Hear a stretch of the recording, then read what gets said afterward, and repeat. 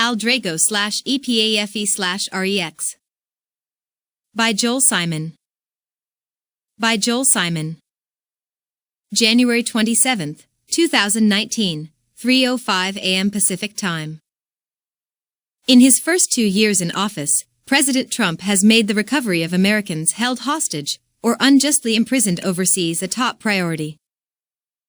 At least a dozen Americans have been freed, including 3 UCLA basketball players who were detained in China, and Caitlin Coleman, who was rescued along with her family after being held captive by the Taliban for 5 years. Trump's approach represents a departure for the United States. Although many European countries routinely pay ransom when their citizens are taken hostage, the U.S. has a no-concessions policy, meaning that it does not negotiate with terrorist groups that take Americans hostage. Washington will engage with hostile governments that unjustly jail Americans, a kind of judicial hostage-taking. President Trump has taken a strong personal interest in both kinds of cases. Advertisement. Families of American hostages say they are pleased with the responsiveness of the Trump administration.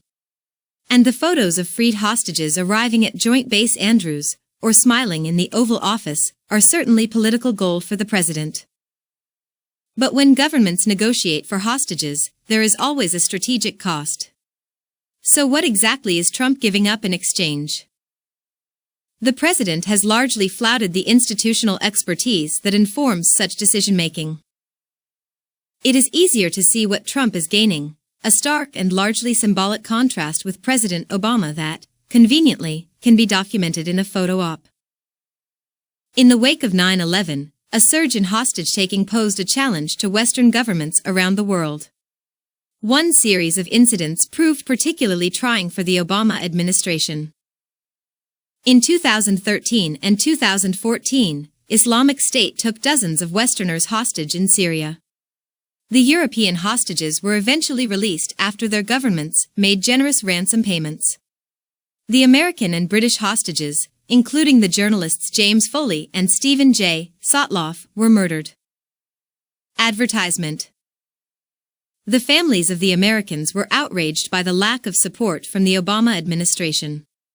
They said they felt abandoned by their government. In response, the administration carried out a review of its policy on hostages. As a result of the review, Obama announced in 2015 that, while the no-concessions policy would remain, the U.S. would adopt new protocols to better support families and coordinate responses. The Trump administration hasn't actually changed the official U.S. policy on hostages. In fact, according to Tom Bossert, who served as Homeland Security Advisor during the first year and a half of the Trump administration, it was one of few Obama policies that incoming officials deemed sound. There are not a lot of policies from President Obama that I would accept without change, Bossert told me recently. But the hostage policy is one of them. Although the continuity in official policy is a good thing, it also indicates that Trump's deviation stems from his personal anti-Obama obsession. Advertisement. For his part, Obama struggled with hostage cases partly because he was focused on the strategic considerations. He wanted to ensure that foreign governments did not use American prisoners to extract political concessions, and that terrorist groups did not view hostage-taking as a viable means of financing their operations. As a result, Obama was sometimes blind to the humanitarian considerations and the needs of hostage families. By contrast, Trump grasps the political benefits of securing the release of American hostages and seems to give little thought to the broader strategic considerations. Consider the case of Aya Hijazi, a children's rights activist who was imprisoned in Egypt in 2014. Hijazi, a citizen of both the U.S. and Egypt, remained in captivity through the last 18 months of the Obama administration despite concerted efforts to win her freedom. Advertisement. Trump was able to secure Hijazi's release in 2017 by granting Egyptian President Abdel Fattah Sisi a meeting at the White House. I just want to let everyone know, in case there was any doubt, that we are very much behind President Sisi, Trump declared as the two men sat for the cameras.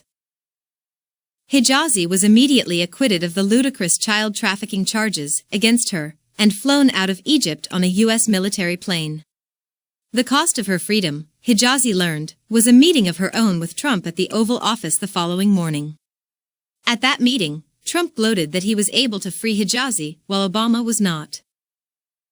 Trump's photo op with Hijazi served the interests of Sisi, since it enabled the Egyptian government to portray Hijazi as an American spy. Sisi was also relieved of any U.S. pressure to temper his brutal crackdown in Egypt. Advertisement. As an individual, I'm grateful to be free, Hijazi told me recently. But the larger foreign policy is compromised. It sends a really dark message to the Middle East. Enter the fray, first takes on the news of the minute. Other cases raise similar concerns. For instance, was the American college student Otto Warmbier released from North Korea as part of Trump's agreement to hold a summit with Kim Jong-un? If so, did that deal make it more difficult to hold North Korea accountable for its treatment of Warmbier? When he was released in September 2017, Warmbier was in a coma. He died shortly after. Advertisement. And last October, the Turkish government freed the American pastor Andrew Brunson, who had been detained for 24 months. What did Turkey get in exchange? As Brian Jenkins, an expert on counterterrorism and hostage policy at Rand Corporation, recently told me, hostage cases are political dynamite. Governments need maximum flexibility to resolve these situations. Because of the complexity of each case, and because decision-making is often based on classified information, we have to trust our elected leaders to do what's right, balancing strategic interests and humanitarian concerns. The Trump administration should be commended for its efforts to win the freedom of American hostages. But the president has largely flouted the institutional expertise that informs such decision-making. The result is a personalization and politicization of hostage recovery that is inherently dangerous. Advertisement. Joel Simon is executive director of the Committee to Protect Journalists and author of We Want to Negotiate,